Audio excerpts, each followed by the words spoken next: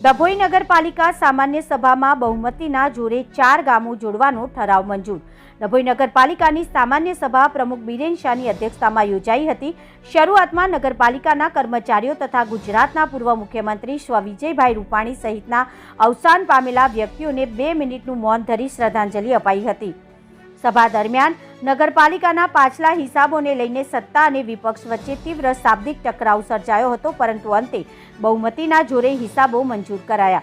સભાનો મુખ્ય મુદ્દો રહ્યો ડભોઈ નગરપાલિકા હદ વિસ્તાર વધારવાનો, જેમાં વેગા, કજાપુર, ટીબી અને તરસાણા ગામોને નગરપાલિકાના હદમાં સમાવવા માટેનો ઠરાવ બહુમતીના જોરે પસાર કરાયો।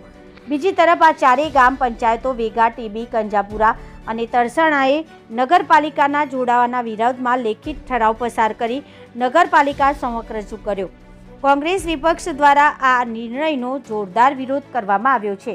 વિપક્ષનું કહેવું છે કે અગાઉ ડભોઈ નગરપાલિકામાં જોડાયેલા વિસ્તારોમાં આજે પણ પાણી, ગટર, રસ્તા, લાઇટ જેવી મૂળભૂત સુવિધાઓ પૂરી પાડી શકાઈ નથી। નર્મદા વિસ્થાપિત વસાહતો જેવી કે નડા, વેરાઈ માતા અને ઢાલનગર વસાહતો છેલ્લા 30 વર્ષથી નગરપાલિકા હદમાં હોવા છતાં નર્મદા નિગમ દ્વારા સુવિધાઓ આપવામાં આવી રહી છે, નગરપાલિકા દ્વારા નહીં।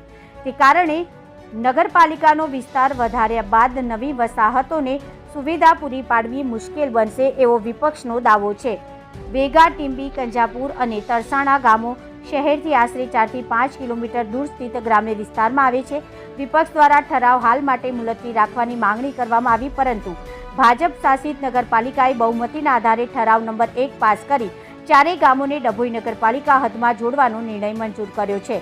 સભા દરમિયાન નગરપાલિકાના કેટલાક કોન્ટ્રાક્ટરોને બ્લેકલિસ્ટમાં મૂકીને નવા ટેન્ડર બહાર પાડવા મુદ્દે પણ ચર્ચા ચરમસીમાએ પહોંચી હતી। આ નિર્ણય પછી ડભોઈ શહેરમાં રાજકીય ચર્ચાઓ ગરમાઈ ઉઠી છે। વિસ્તાર વધારો વિકાસ માટે છે કે રાજકારણ માટે તે પ્રશ્ન હાલ ચર્ચાનો વિષય બન્યો છે।